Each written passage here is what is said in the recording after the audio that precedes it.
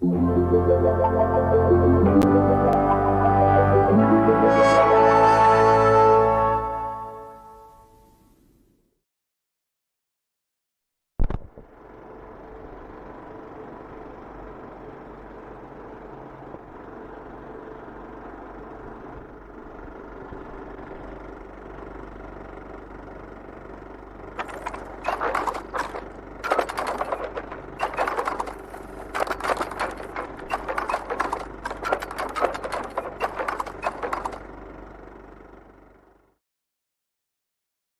1-8, and those are the winning lottery numbers for next week. So keep it to yourself.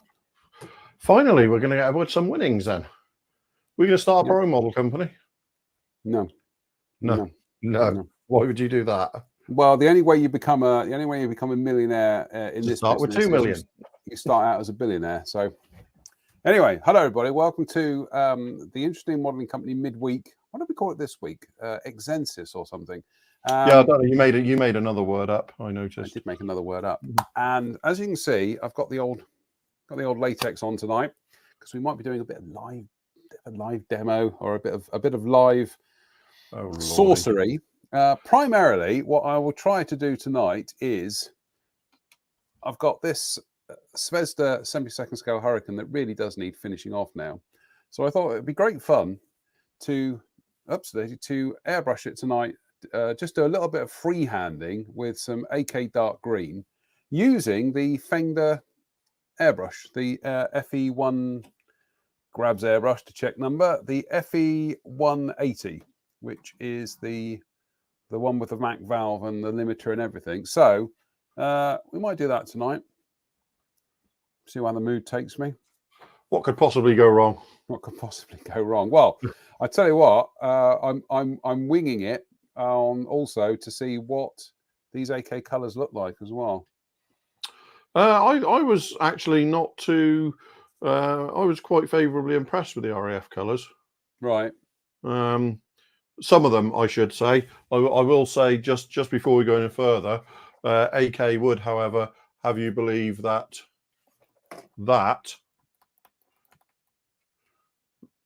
is mid-stone. Okay. It's quite a bright mustardy color, isn't it? It's actually it's not far off orange. Right. Yeah.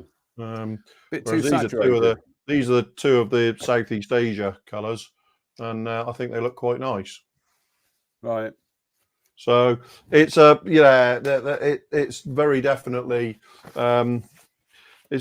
variable. None of these, none of the lacquer manufacturers seem to get stuff universally correct, if you know what I mean. I still think overall, Mr. Color are consistently the best of the lacquer paints in terms of accuracy. I mean, I even like their mid-stone. It's nicely, it's not orange. No, I've got it here somewhere. I've got it in one of their box sets that they do. Whereas the Hataka and the Hataka MRP and certainly the AK Real Color middle stones are really not great, not great representations of the color as far as I'm concerned. People have assured me that the Real Color is quite orange, but nah, not that orange. And the Hataka one suffers from the same thing. It's like a very, it's way too vivid. Chances are that it's one of those situations where it's probably correct if you were to actually brush it out as a one-to-one sample, but you know, we're going to whisper it. We're going to say scale color. It's when you actually put it on a smaller object, it's too overpowering. Disgust. Which I would sort of buy if it wasn't for the fact that so many of their other colors seem bang on. The AK Real Colors. Extra. Oh, he's wandered off now. Yeah, they could carry on. The AK Real Colors Extra Dark Sea Grey and Dark Slate Grey are excellent. I think are really nice. Whereas the Sky is just like the Tamiya one. It needs about 50 or 60% white in it just to, you know, stop it being a green. Yes. You know, more towards that slightly, you know, pale yellow green color that Sky is.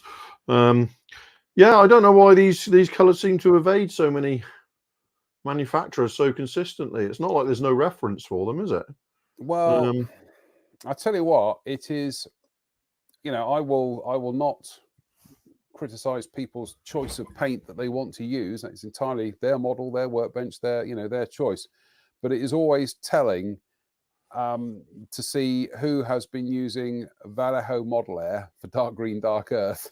Oh Because, lordy, they're yeah, horrendous, they aren't are. they? They are just absolutely not even. They're not even in the ballpark. They're not even No, in the ballpark. the dark earth is far too dark, and the dark green is far too pale, and you end up with this weird set of colors. I mean, and I actually a few years ago I painted what was it? It was an Airfix Hurricane 2. It was when the new Hurricane 2 came out, and I painted it with the AK colors. And I thought, yeah, well, perhaps the green will darken up when I put a coat of varnish over Oh, it. do you mean the Model Air colours, the Vallejo Model Air colours? Yeah, yeah. the Yeah, Model Air. and the thing is, they're not even the right, because the green is nowhere near olive enough. And the dark earth is way too red. Yeah. Well, this is interesting because the RF dark green I've got here, which is RC286 from AK Real Color, I keep looking at it and I keep in the jar. I'm thinking to myself, it just looks too green. It needs to have that slightly kind of brownish olive. Yeah, it's a definite. But I've got the AK Real Color up here as well. Yeah. But I don't remember it looking too bad when I sprayed it over Ocean Grey, over their Ocean Grey. Well, that's what I've got here, Ocean Grey. Is that the AK one, is it? Yeah. And I quite like the Ocean Grey as well. Yes, it's not too bright, and it's got that kind of slightly kind of bluey grey hint to it, which I like. Yeah, without being too towards the blue. Yeah. But I quite liked it. But as with all these things, you only really tell when you get the colours on next to each other quite often, because one colour will pull the other colour into alignment almost. Yeah. It's like these two Southeast Asia colours, the tan and the green there. The green in the bottle looks way too vivid and not yellow enough. But once it's actually on the model, once it's actually against the tan, it pulls it in, and it doesn't look too bad at all to my eye. It looks, well within acceptable bounds. So I do remember, this is going back 11 years ago, and I was painting my Revell / Matchbox Buckeye as a Greek one in that Southeast Asia scheme. Pretty much, I was quite happy right up until I started using one of the greens, and it wasn't any different from the other green. It just didn't have that contrast at all, and I think I ended up using something else. But I remember that. I quite enjoyed. It was quite exciting using Model Air for the first time, but then I wasn't. I hadn't really kind of got my eye in with Mr. Color or the lacquers by then, and now these days I will. I'm just looking at all the Model Air I've got here. I will use them occasionally, but some colors spray beautifully. Some other colors, and that's a really weird thing with some brands of paint, where some, like with a lot of brands of paint, browns can be really difficult. They don't spray well, and they don't gloss well either. They seem to soak up a lot of, and that's something that seems to be a particular problem with browns, I find.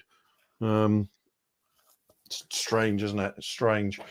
But yeah, I mean, I think you have to look at sort of how the colours look when they're all on a model next to each other. And don't get too bogged down in absolute accuracy. Something has to look right. There are stuff has to be within a band of accuracy, not bang on accurate. I mean, for one thing, you remember that javelin we looked at up at Staverton, and some of the dark green had actually turned into dark earth. Yeah. And that wasn't, it wasn't worn flat or anything. It was still glossy. Turned into dark blue on your photographs. Thanks, John. Thanks for that. That was very helpful. Yeah, He didn't get the color balance right on his camera, so all his pictures came out and just kind of like didn't- really odd. because I set the white balance for inside, and I didn't reset the white balance when we were outside. So yeah, no, I know what you mean, because you know, you look at any number of Gate Guardian Hawker Hunters where the dark sea grey has leached out to almost like a medium sea grey, and the dark green has just gone this kind of olive drab brown colour. Look at the discussions we were having over Hercules a while back. Yep. I was convinced they were medium sea grey and dark green, wasn't I? Turned out I'm completely wrong. They were dark sea grey and dark green on top. The whole life of when they were grey and green, it was dark sea grey, not medium sea grey. I just thought because it was a large aircraft, it was medium sea grey and dark green.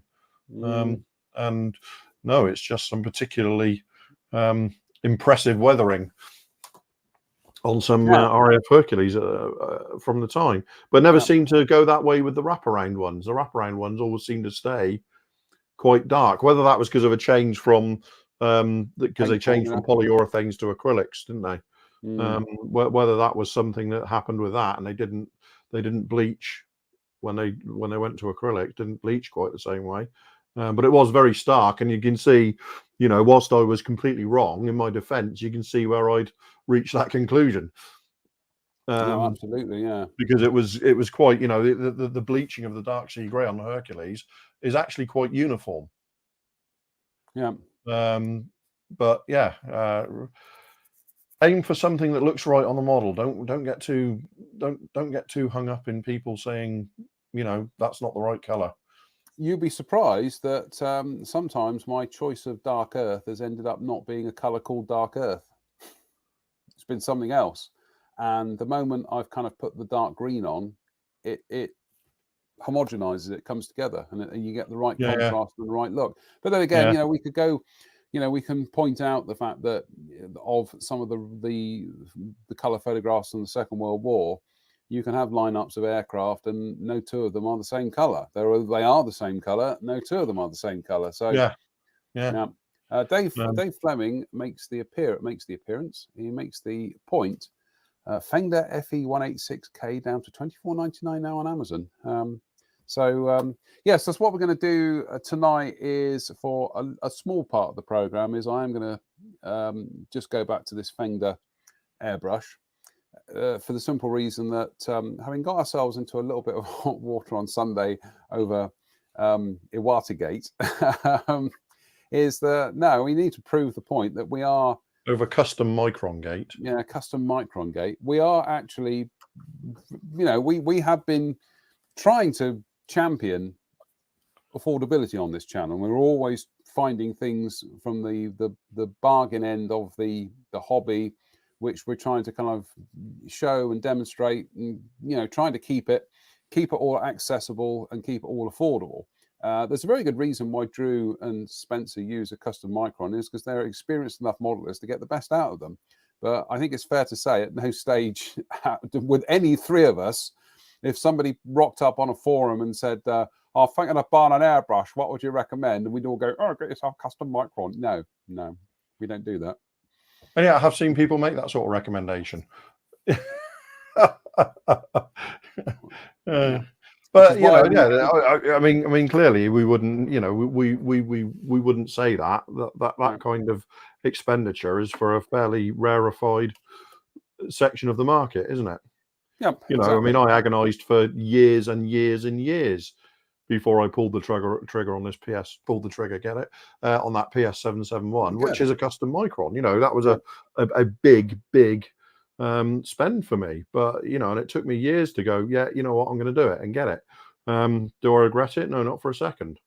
Not for a second. But that doesn't mean it's going to be right for everybody. No, exactly. No. So we're gonna do a little bit of airbrushing tonight, and we'll kind of talk through bits and pieces of this, and Drew can look on like a disinterested. Actually, I'm terrified of doing airbrushing with you watching, because it just brings back memory of Scale Model World 2019 and me happily going about my business doing modeling demos, and you looking at me as I'm kind of cutting bits off of sprues with what I think you referred to as butcher's tools, and then being dragged over to the stand that was selling Despy cutters, and literally being forced to buy a pair of Despy nippers, side nippers, and going back to the stand, and I'm like, well, what is so special about these things? They're just a pair of cutters. And everybody was coming up to the stand. They were going, oh, what are those cutters you're using? Are those Despy ones that I've heard about? And I'm like, yeah. And I'd hand them a bit of sprue, and I'd say, cut through that bit of sprue. And they'd be going, why? What's so special about it? Yeah, it's almost, I mean, I quite often when I handed them over to somebody to try, I'm quite nervous because they're going to treat them like a normal pair of cutters and go, and it's very difficult to get across that, no, you just need to be using literally 2 fingers and it will just slice straight through that sprue. But again, this is what we're talking about. That's, they're the best part of 40 quid a set. Are they better than a 15 quid set of cutters? Yes. Will you be able to cut bits off the sprues with a 15 quid pair of cutters? Yeah, of course you can. Well, ultimately, you can build a model with a £10 toolkit. So it's which is what we're going to do with the Festival of Modelling. It is just that my preference is when I add up how much I spend on knife blades and bits and pieces down the years, is to me it's like, yeah, I can justify that price to me, but that doesn't mean I think everybody should be rushing out and buying Despy cutters. It's like somebody was on one of the things about basic toolkits, and people were talking about, oh, get yourself one of these cutting mats, and again suddenly people talked about 15, 20 quid cutting mats, and I'm just thinking, just get yourself a piece of hardboard. Yeah, that's all you need it for. You just need a surface, that's all. So anyway, well, we will be cracking on with some painting very soon. One of the things you might have seen tonight, which I was talking about, was I popped into the works. Oh, there we are. Popped into the works today. No book bargains, unfortunately, but I did see this, and actually, I am actually grateful to Dave Fleming, because he had highlighted this to me a couple of months ago. And as you can see, it's PVA glue, but it's clear. It's clear, yeah. It's clear. I have used some tonight, and it has formed a very nice tailgate light on just a scrap bit of car that I've got here. So I'm going to be experimenting with this to see what exactly you can do with it. The one observation I will make at the moment is it takes a very long time to dry. Right. Very, very long time to dry. Right. So which isn't necessarily a problem if you've got nothing better to do, but yeah. But it's certainly on the photograph I put up of that tailgate. I'll see if I can grab that photograph. I remember, Humbrol in the 80s, when they were releasing that whole range of stuff, they had a clear fix, wasn't it? Yeah, but unlike this is more this is more like PVA glue in terms of feel, and it's not as stringy. The problem with the clear fix was that could be very, very stringy, and it wasn't always. It wasn't always. I think it's another one of those things where it perhaps ended up not being as good as it was when it started. Because I can remember the first time I got some, I thought it was amazing stuff and it performed, but I think it probably goes off in the bottle very quickly. Yeah, there we go. I just did that little, just bridge that like we would with crystal clear, or as we would with PVA glue, but it certainly seems to do the trick. So when it comes to doing portholes on aircraft, I'm not going to say it's a neat way of doing them, because I need to do more thorough testing of it. But at the moment, it's potentially promising. I would say it's definitely worth £1.50 of your earth money, and if you really don't like it, you can always hand it off to a relative who does crafting. So. Whilst we're here, I haven't said this yet publicly because I haven't been here for the last couple, but if Mr. Mummery's watching, thank you very much, sir. That is very, very much appreciated. I couldn't find one anywhere, and Dave contacted me after a show the other week and said, I've got one, give me your address, I'll send it to you. So the Mirage the Mirage family continues to grow. The irony being is I built 3 of these for the manufacturer when it was released. I built 3 of them for AMK, but they all, as these things do, they all go off to different homes and stuff. So when I wanted one to build for myself, I couldn't find one. So Yeah, that if Dave's watching, I don't know if Dave's here. I this think Dave evening, but- was here earlier on. We've got a lot of Daves tonight. Yeah. I'm just we've got a Dave Swindle, we've got a Dave Fleming.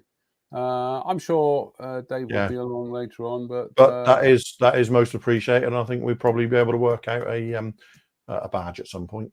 I think Dave PM us your address, and we will send you an interesting one of the few remaining interesting modelling company badges. Yes, more Dave. The welcome to World of Dave tonight.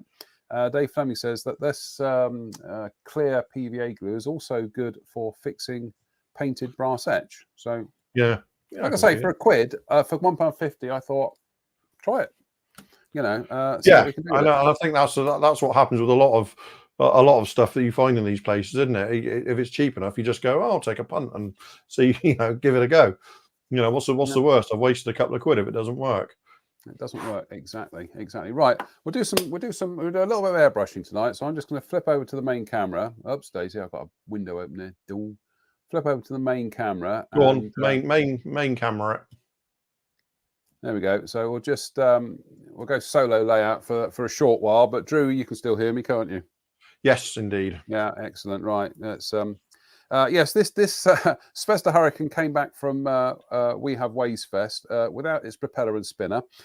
Never mind, because they are actually the worst things about this kit. So I'm not going to lose any sleep over that, and I'm gonna grab some off of a model that's in storage. So I do like that ocean grey. I do like. Well, let's see. Well, here we are. We've got the AK Real Color Dark Green. I'd see that dark green looks really nice to me as well. It's not too dark. Okay, well, I've also got with me tonight. Let's just grab it. I'm using the Tamiya lacquer thinner with the retarder, which those are just grabbing a pipette. Where I can find. Where have all my pipettes gone? Have you been around here nicking my pipettes? I've got loads of them here. Yeah, that's a surprise, isn't it? For goodness sake. Goes to do live modelling demo. All his pipettes have disappeared.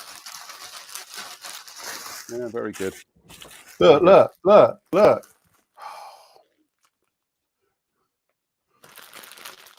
Yeah.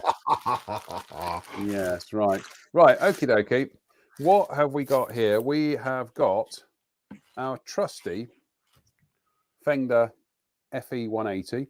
This has literally been on the workstation from the last time I used it. I've only given it like a bit of a clean on the inside and the outside with a bit of thinner on a bit of tissue paper. I've also just taken the needle out, given that a clean every. Apart from that, this is how I pretty much, when I've finished using them, what I tend to do is give the colour cup a clean out, blast some thinner through until it's clear, take the needle out, give the needle a wipe, pop it back in, bit of thinner in there, and I pop it up in the airbrush station with a bit of thinner left in there.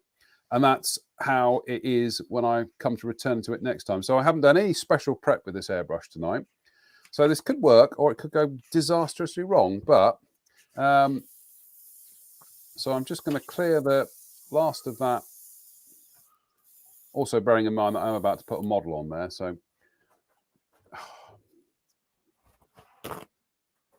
that's preparation. Did you not think that through? Didn't think that through, didn't I? But luckily, it's lacquer thinner, so it'll be gone in 15 seconds. It's gone in 15 seconds. There we go. So there's a tiny bit of lacquer thinner in this, and it's right. So what we're going to do is, and this is always the bit that seems to horrify a lot of people, is I'm actually going to mix the paint in the airbrush. Yeah, I don't understand why that horrifies so many people. I would say 95% of the paint I mix is actually done in the cup. Yeah, I just find it easier. So I'll just probably put about 2 or 3 drops in there.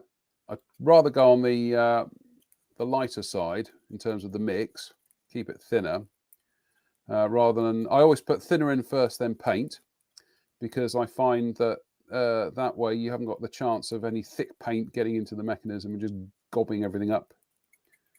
And that'll do for now. Safety first, put the lid back on the paint. And let's just give this a quick. You see, that's probably a bit too thick. No, I think that's fine. I think that's fine. So let's see what we can do with this. So bear in mind, this is a £25 airbrush. I'm going to set the needle limiter on this because I'm lazy. But I'm only going to set it partially. I'm not going to set it full. So what I'm going to do is I'm actually going to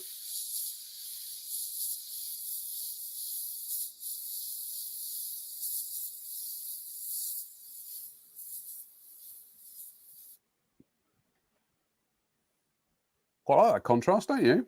Yeah, I like that. That's looking nice to me. Yeah, it's actually not looking too bad. So what I'm just trying to do here at the moment is I'm just sketching out the basic pattern, and then I'll go in and kind of tidy it up around the edges.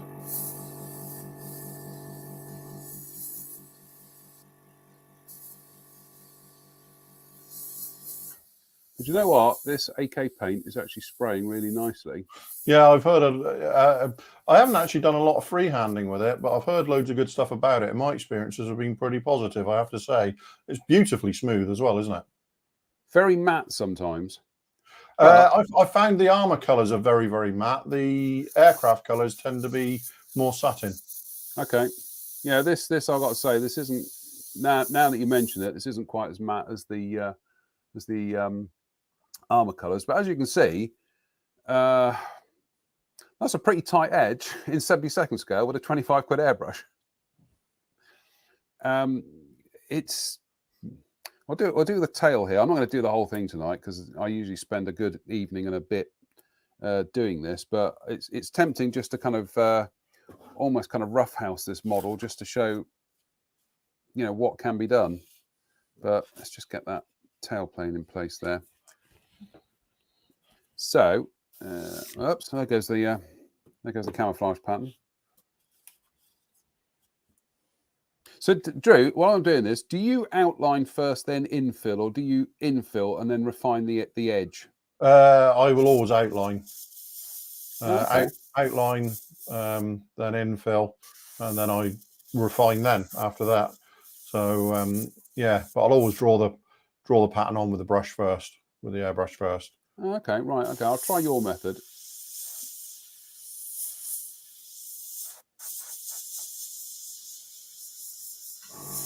Oops.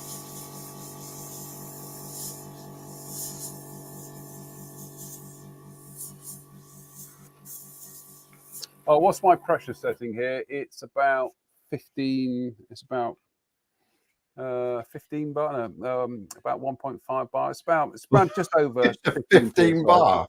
Yeah, 15 bar. Yeah, it's, you know, it's it's a compressor I bought for inflating zeppelins. 1.5. It's about 1 bar. Hang on, let me go and have a look. Goodness me. God, I knew this was a mistake having you on. It's about 1 bar. So what's that? It's about 15 psi. That makes sense? Yeah.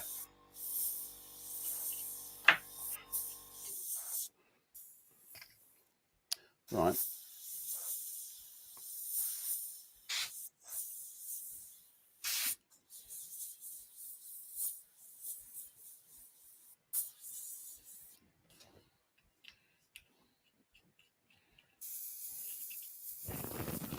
So as you can see, we're getting pretty good kind of results. Obviously, this isn't the finesse of a custom Micron, or indeed a kind of like a, you know, I'd say like a base model Iwata. It's almost there, but not quite. But you wouldn't expect it to be, would you? But it is actually, it's exceeding what I would expect it to do. Yeah. On the other hand, it ain't too shabby. It ain't too shabby, and I think some people will probably say, well, you know, that's, you know, you've been using airbrushes since, you know, the year dot, so of course you're going to get good results out of it. Possibly, but I think it goes to show that you know, let's put it this way: there are certainly airbrushes that I wouldn't be able to get any kind of results out, like the ones that just break down because they're. Right, I'm going to go back to doing it my way. I can hear you doing airbrushing as well, but sorry, I can hear you doing airbrushing. Well, yeah, I'm sat here. All right, okay. Well, I'm afraid you're off air, so that's all right. I'm just practicing. I'm just messing around with some real colour myself. So I much prefer to do the infill and then work out towards the edge and then start refining the edge. But horses for courses. Probably some of you are thinking, are you going to use that Mac valve, JM? Yeah, I will do in a minute.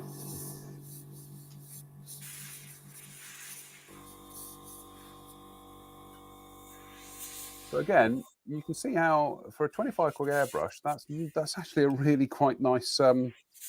It's actually a really quite nice line.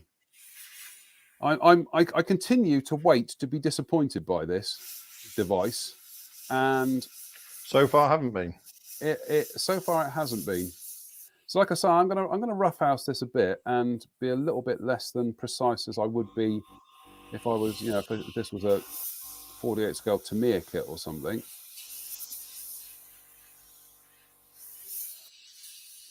But as you say, the proof is in the pudding. Is if people say, well, what can you do with these budget with these Fender airbrushes? Are they any good? I would argue, yeah, actually, I think they are. No, so I'm not going to do this all evening, boys and girls. I'm probably not getting much. I'm getting no better results than you with this custom micron at the moment because I haven't really prepared for it. No. Yep. So I got the needle limiter on, and then it really does start kind of affecting the flow a bit too adversely. So I've just opened that out a bit more. Yeah, that's one of the reasons I don't really like limiters, is because sometimes you have to be able to open the brush up. Yeah. Yeah, just to get a bit of lubrication back on the the assembly. But I know some of you are watching me at the moment thinking, but you're spraying towards the line. You should be spraying away from it. Yeah, well, I'm going to do that. We are going to address that in a second. And as ever with dark green, is sometimes it does take on a bit of a chalky kind of appearance.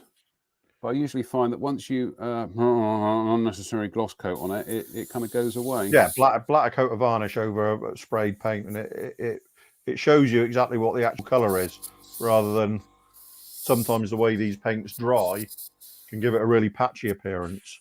Yeah.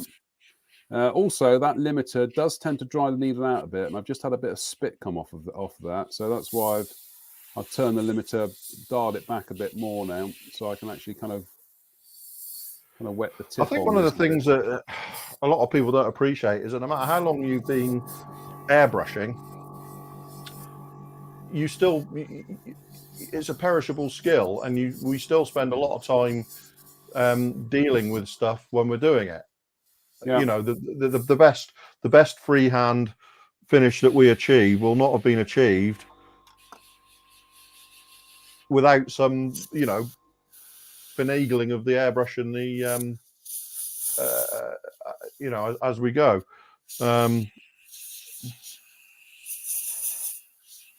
This will do for tonight. This will do Cohen now saying I remove the crown cap. I do for my other airbrushes. I mean, you can't see me, but I'm using a Micron or a PS771 at the moment, and I leave the crown cap on for this one because it's so fine.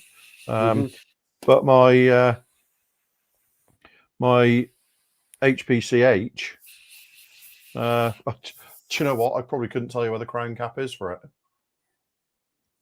Yeah, I've just taken the crown cap off of this, and it is useful because you can then kind of start going in. As you can see, you can really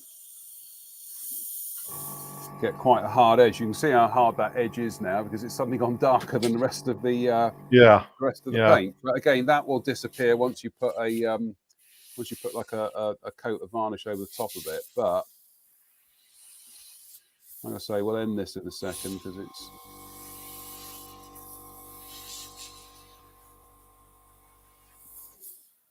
Oops, Daisy messed that up a bit there. I was a little bit heavy with the paint, but the beauty of this is I can just go in and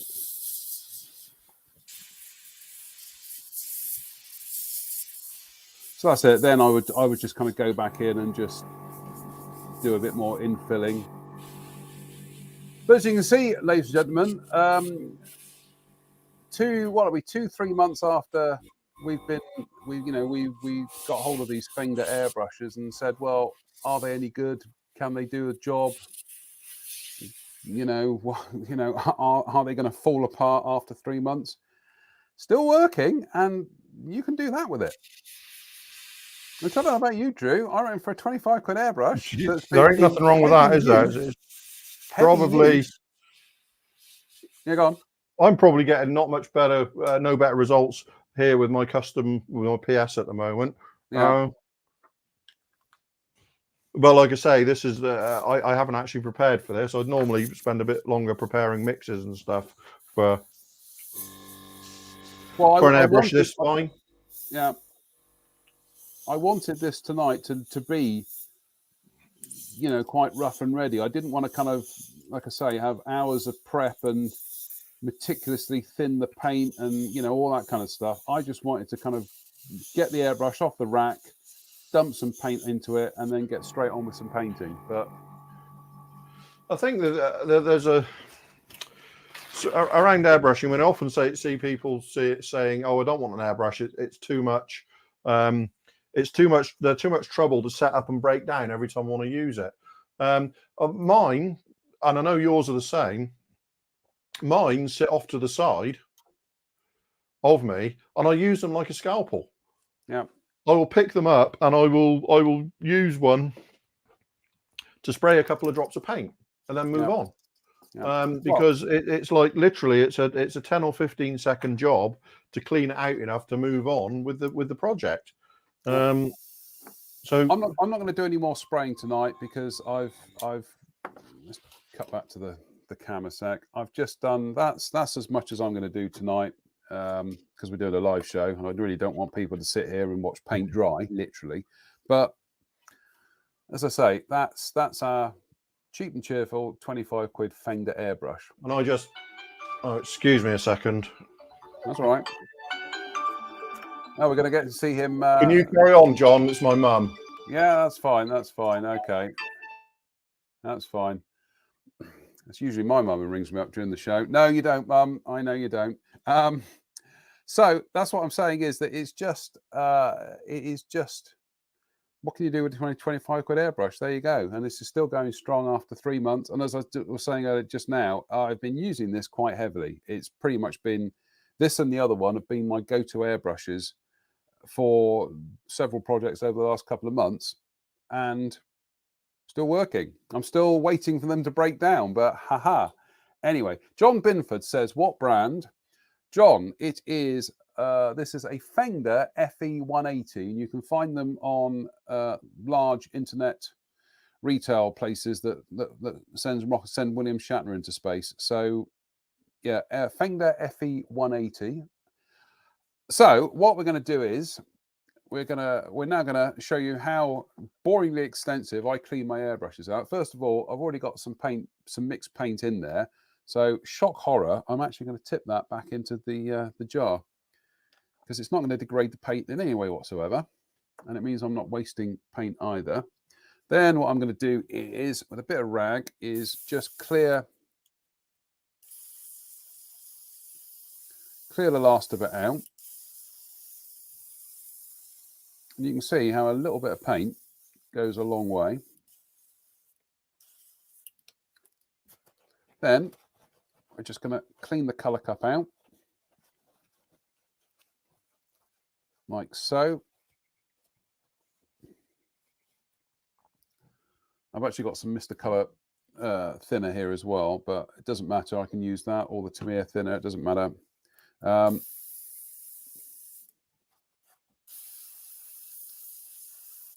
usually I have my my airbrush pot station here, but I've got the pressure on really low, and I can't even smell this. I got the windows open, so safety first in all things. That's coming out pretty much clear now. So what I'll then do is decant the rest of that back onto the rag and just give the airbrush body a clean. And this is why I always wear rubber gloves. Get them from Poundland. They used to be £1 a pack, and then they went up to £2 a pack. But we'll just give the brush a clean out like so. Actually, I just want to have a look at the crown, and the crown is... Actually, we'll give the crown a quick clean out with a cotton bud.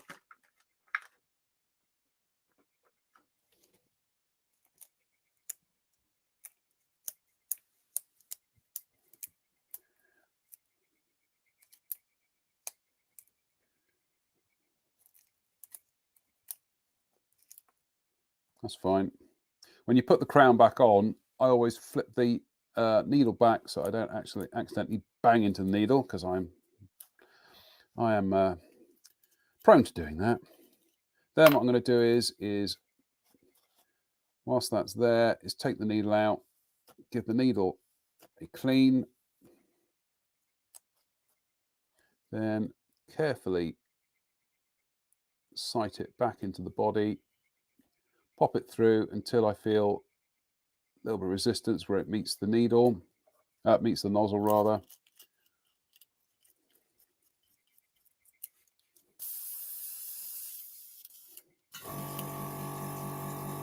And then just give it another blast through. And that's it. That will now go back onto my airbrush station with a little bit of thinner in the cup, just to keep it all kind of nice and ready for next time. And that's it. That is as much cleaning as I need to do to just get the airbrush fit and proper for the next time I use it. You certainly don't need to strip it down, which I've seen a lot of people do. Actually, I just noticed there's a bit of paint there, which is rather... There we go, got rid of that. That's it. And in fact, when I used it this evening, that's all I had done previously, was just done this procedure, and that's it. Back into the airbrush station. So you don't need to be massively. Can you hear me? I can hear you now. You don't need to be massively pedantic or extreme when it comes to clean your airbrush. I know Drew and we've had this discussion before, where we see people kind of every time they use their airbrush. Can I do a quick demo of my cleaning regime? Go on then. Right. So if you put me back to... So this airbrush has got nothing in it at the moment. Okay. No. So if I use a bit of thinner, chuck it in there. This is just to make the brush dirty, really. So there's a bit of dark green mixed there. Yeah. Yeah. So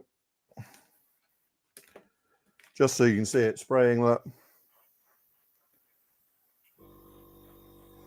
Yep. So that brush is now well dirty, yeah? Yep.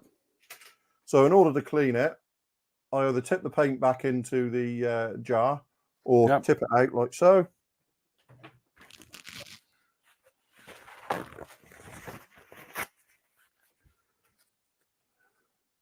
Give it a white brown like that. Yep, that's what I did. Bit of lacquer thinner. Yep. Give it a swirl with a brush or whatever.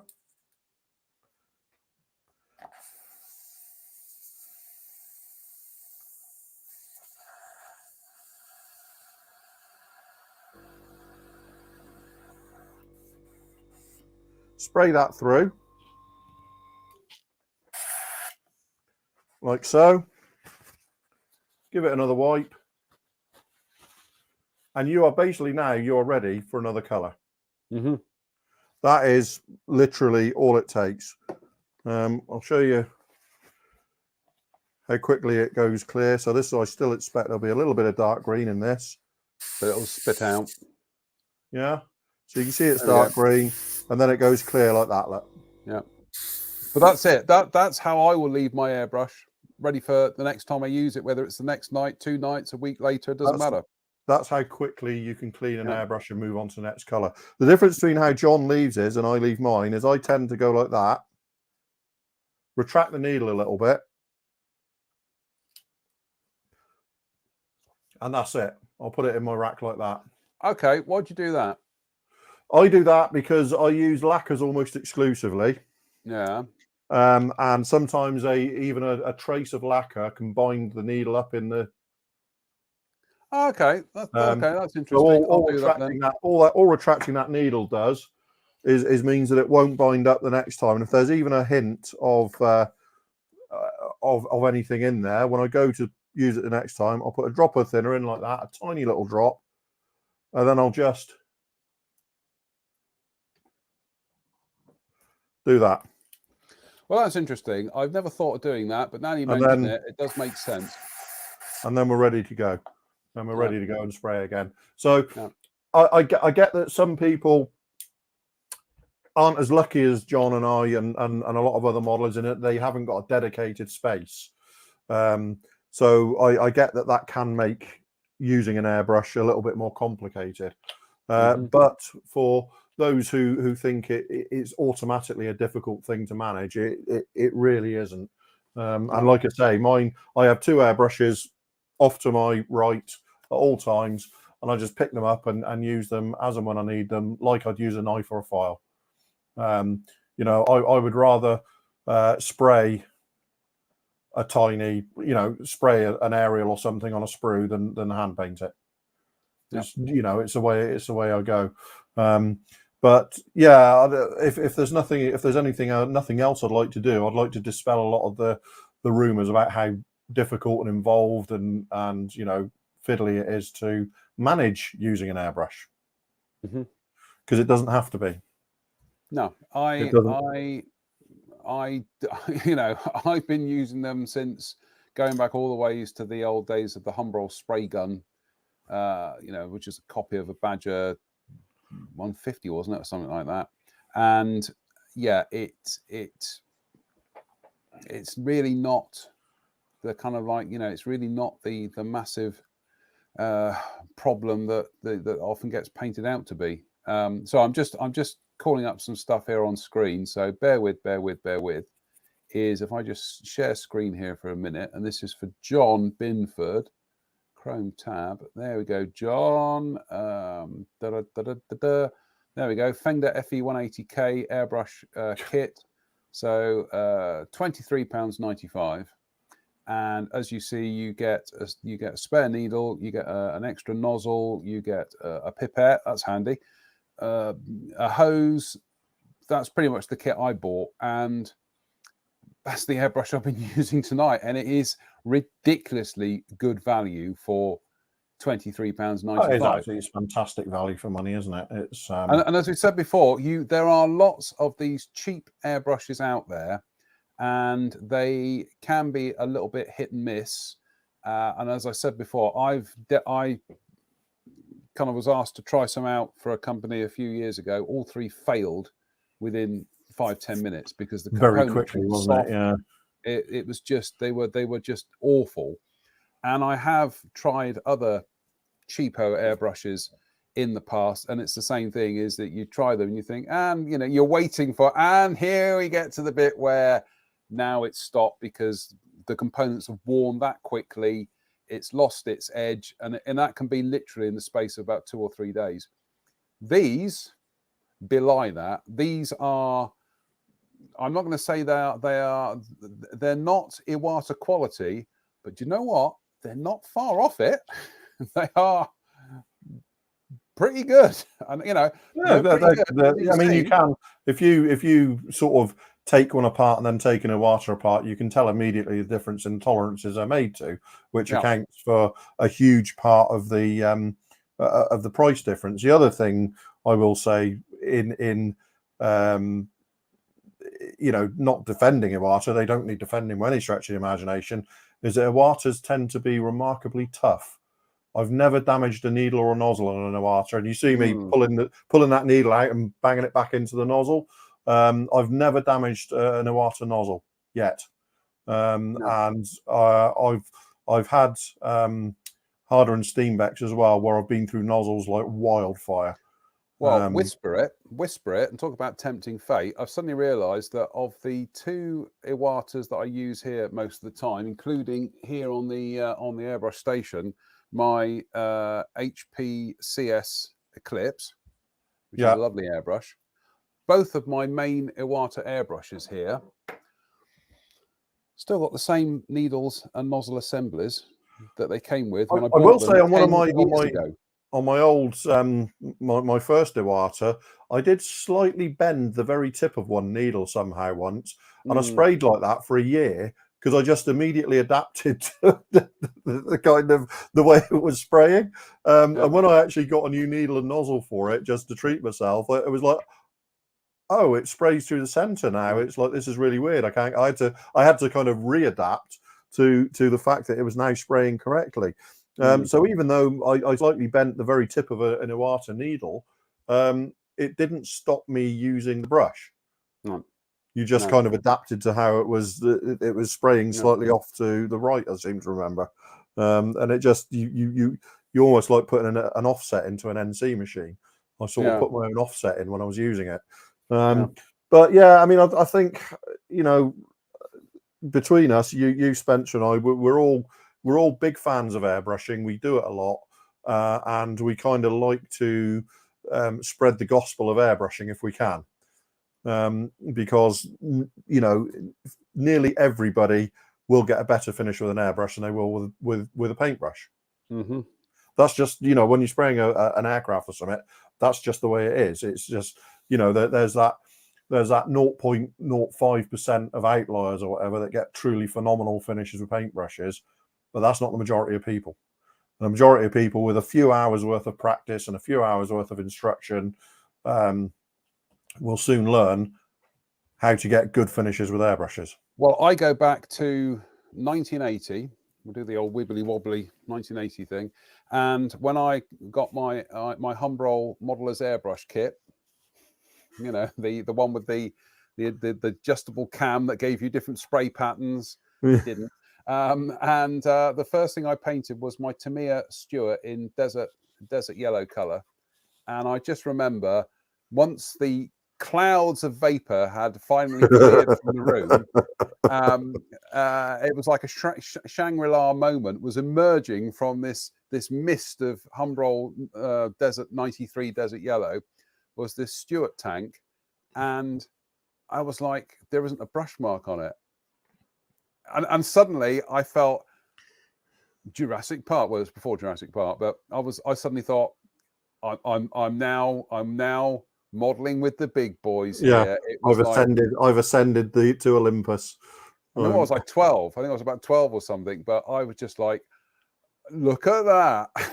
and it was an epiphany, because suddenly just having this beautifully, because I'd seen the models at model shows and I'd seen the ones in the model in beaches of Bristol and whatever, and just being literally doing a Garfield on the model shop window, being envious of the finishes I was seeing. And suddenly it was now. Suddenly you were doing it. Well, I could see this was starting to become within my grasp. So I'm not gonna.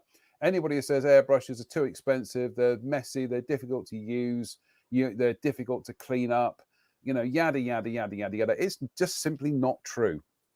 It isn't. It's simply not true. It's a bit like saying, well, bicycles are difficult to ride. They're not. You know, as with a lot of these things, it's about mindset.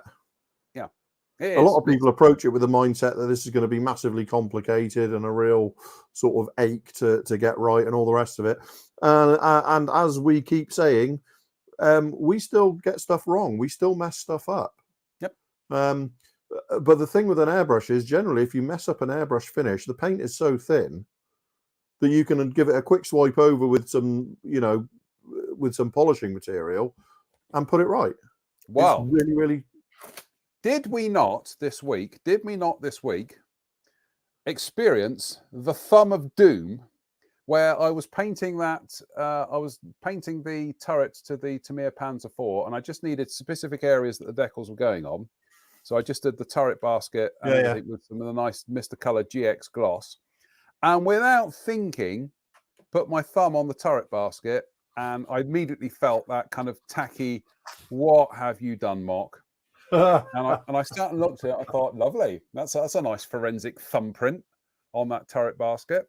Then I just grabbed some Tamiya lacquer thinner, put it in the airbrush, and I went over that turret basket.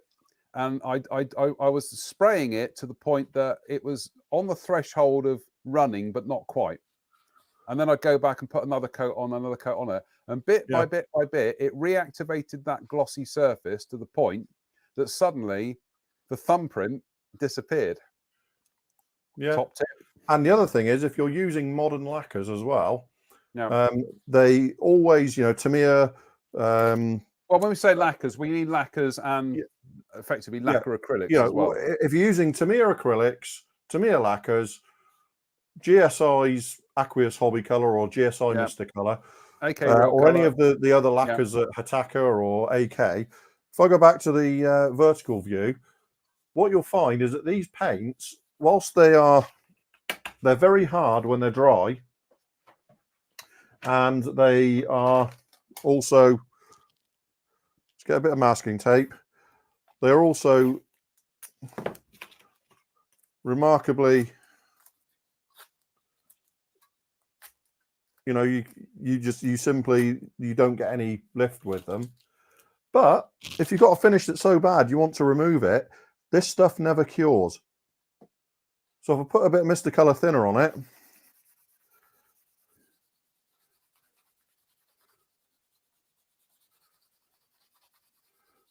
and start polishing, that's how quickly it goes back down to plastic. Yeah. So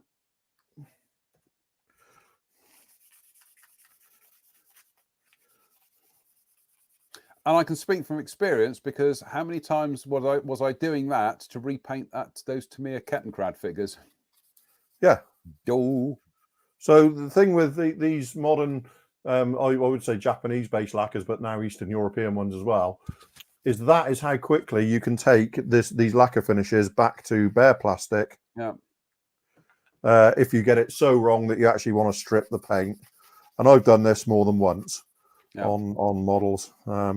Sometimes I mention it, and sometimes. I'm just going to say that's also the beauty of when you want to get a bit of an extra smooth finish. Is I tend to do this is once I've done a spraying session, I've cleaned the airbrush through, and all that's coming out of the airbrush now is pure lacquer thinner. Is I will go back over the model with the pure lacquer thinner, and that just levels everything off even better. Yeah. So I mean, this side here is done with AK Real Color. Just make sure your tissue is quite wet, and that's a Mr. Color or Mr. Base White underneath it. But that will just eat straight through it. Yeah. There you go. We're down to plastic already. Look. Yeah. So that's how quickly you can actually remove, and that'll be the same with Tamiya acrylics, Tamiya lacquers. Yeah. Any of those. That's how quickly you can remove paint. So whilst you may get it wrong when you're airbrushing, it's very rarely something that can't be saved very, very quickly. Yeah. So, yeah, I mean, I think people are saying we should do some more about airbrushing on the modelling week, the festival and stuff. You're probably right. Because we need to be showing people that it's nothing to be afraid of, and will revolutionise your modelling if you don't have if you don't have any experience with it, and then you decide it's time to get into it. It's time to ascend to the next level. What I might do then over the between now and whenever the next shows are, I might actually, just in order to paint this Hurricane, actually get on with it, I might actually do a pop-up live and just finish off the painting on it. So but it's as I say, I'm almost tonight being a little bit extreme in not being as finessed with this as I normally would be, but I would still wager I'm still getting actually some pretty good results. You know, when I'm You're getting brushing absolutely it, fine results, aren't you? You're getting, and with a 25 quid airbrush. So, yeah, and to be honest with you, if there were some areas on that I didn't like, and I thought they just need a little bit of tidying up, I would just refine the edges with some ocean grey. And it's that yeah, you mentioned this the other night, Drew, that weird thing that the overspray of lighter colours on dark is not quite as noticeable as it is from darker colours on light. So it'd be yeah. an interesting experiment at some stage to actually do something like a Spitfire or Hurricane, where you actually put the green on first and then apply the dark earth or the ocean grey afterwards, which leads to another thing. An age-old thing about paint is start off with the lightest colour first. Again, with airbrush, you don't have to do that. Well, I had this discussion this week with somebody. I think it was Chris there, Chris Aliong there, was talking the Mirage, where I sprayed the Insignia yellow triangles with the black surrounds. I just masked the entire surround. I just masked the entire surround of the black area, sprayed the whole lot black, then masked off the black areas, give it a quick blast of white primer, and then put the yellow straight over. Yeah. And all the markings on that are sprayed as well. Mm-hmm. So far, there's no decals on that yet. So, but yeah, modern colors, modern paint formulations, I should say. You can just work from pink primer. Just add a little bit of pink here, made it pink. Well, what I've done with the Hurricane is I've put the ocean grey on first, then the dark green, because I want to get those out of the way, and then I will just mask them and do the medium sea grey undersides. I find it easier to do it the reverse rather than putting it and then having on this model for a very long time. On this Mirage, the pale blue underside was the last of the camouflage colours to be sprayed. Yeah. So, yep. So yes, we will. You know, as I say, we're just trying to demystify this stuff, and the best way of demystifying it most often is actually just showing it being done, not talking about it.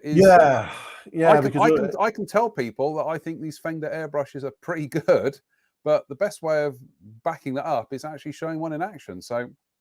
Yeah, anyway. it's the same with freehand airbrushing and stuff. People are going, "Wow, I don't believe you can do that freehand." So the only way to prove it is to actually do it and show it being done. Yeah. So, you know, and if you can do that, people go, right. You know, it's a kind of light bulb moment for a lot of people, isn't it? You know, yes, it's going to take practice and you'll make a few cock-ups along the way, but, you know, that's modeling. Welcome.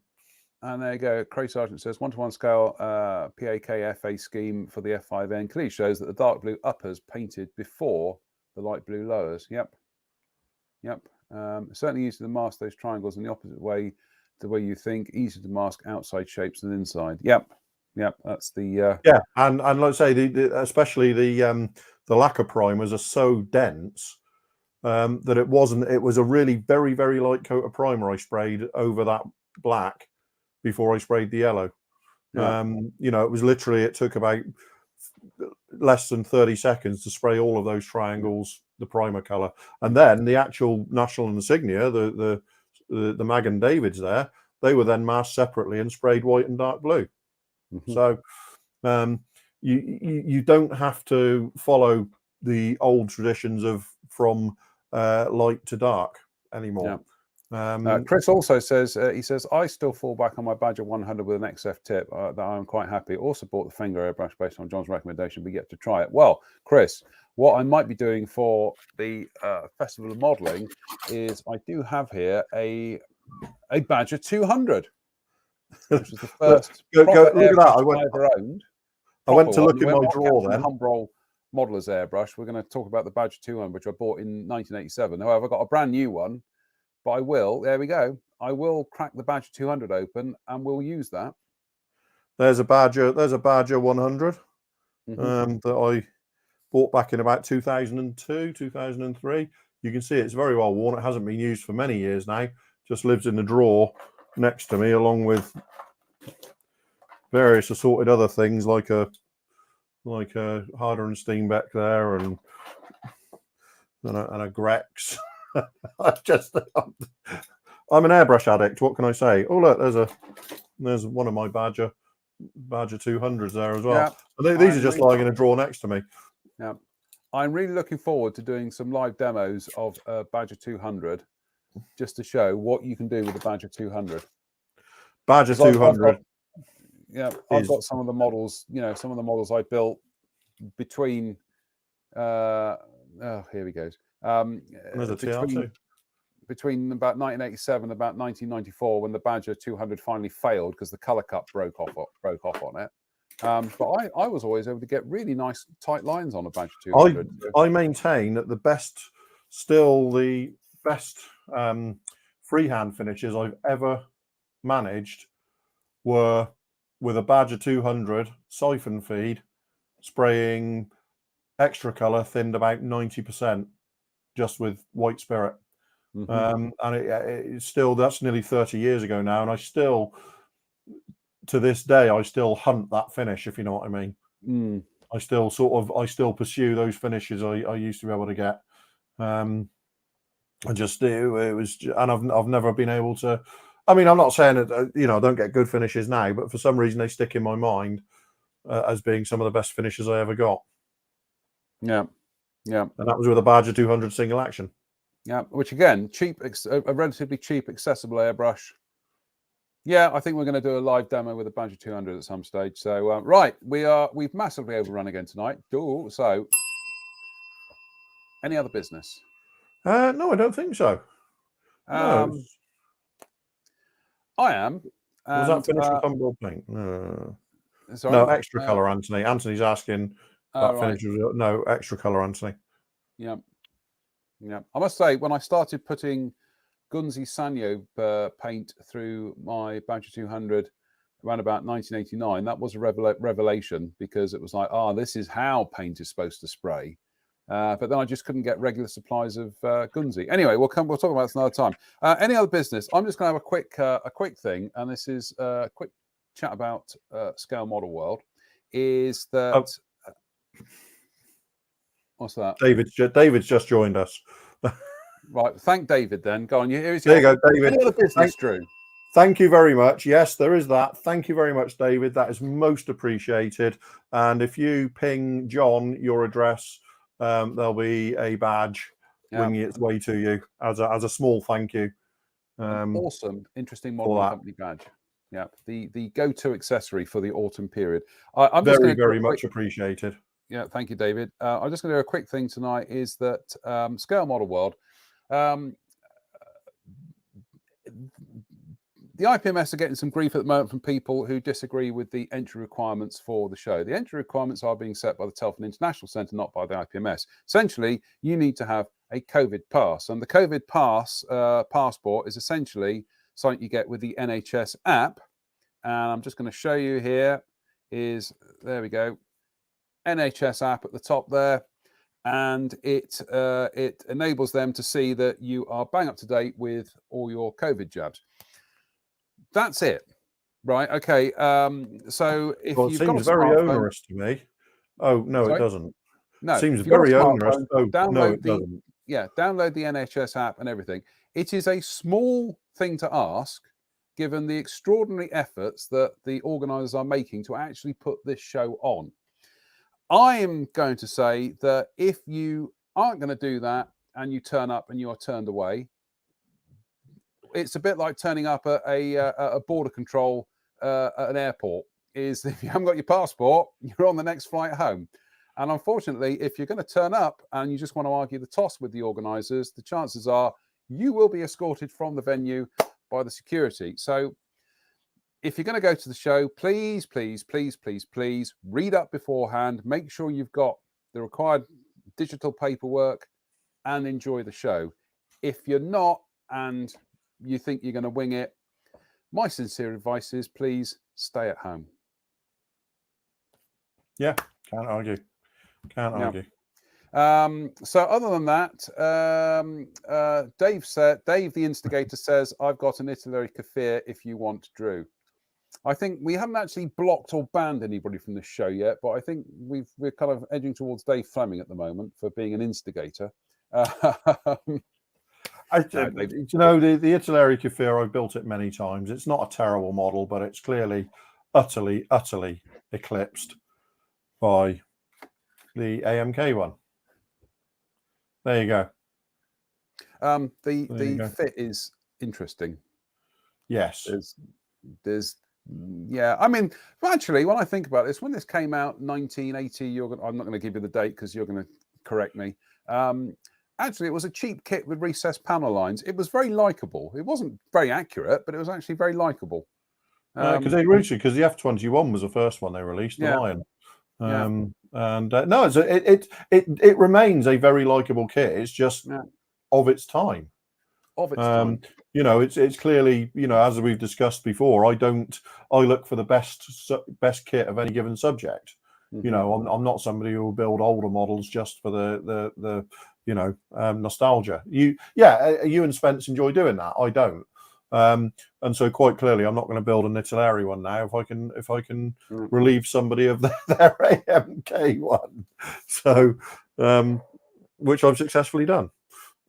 Well, thank you again, Dave Mummery. Contact us. We will get you a lovely, shiny, spanking, brand new, interesting modelling company badge. I'm not kidding. We've only got a few left. They have been very popular, I think, oddly, but they're an absolute pain to post because of the way the Royal Mail do their postage these days. So, yeah, it might be a limited thing that we might not do them for a while, but I think the next one we'll do is just stickers because they're easier. Did Mr. Murray get one? Sorry? Did he give Mr. Murray one? Yeah, they got, him and James got several. Don't worry. That was the first bit of PR I did at that show. Just checking. You think I am an amateur? Well, you might have gone, oh my God, no, I didn't think of that. Oh, you never know. I had them too ready to go, you know. So anyway, are you back on Sunday? Yeah, I don't see any reason why not. Right, we've got new things to talk about. We've got some new Dora Wings things that have been announced. We've got some new stuff from Border. David's saying he's got a badge already. Okay. Well, well, we'll send you something else. Send you another badge. Yeah, I can fear. You can send him a Seahawk. Dave says, just notes the clip-on mic's very professional. Do you know what, Dave? We actually figured out that was the best way of solving Drew's audio problem. So, yeah, these are very good. These were, again, 10 quid from the William Shatner spaceflight store. So they're worth it. They really are. Yeah, it's made a world of difference, hasn't it? So. Yeah, absolutely. So right, that's it for tonight. We'll be back on Sunday. Might do a pop-up live in between then if you're unlucky enough. Who knows? And yes, we are working on the London Weekend Television opening credits. Don't stop asking about that. So on that note, it just remains to say thank you to Drew for joining us tonight. Thank you to everybody for watching. We will be back on Sunday. So until then, stay safe. Stay safe. Keep modelling. See you soon. See you then.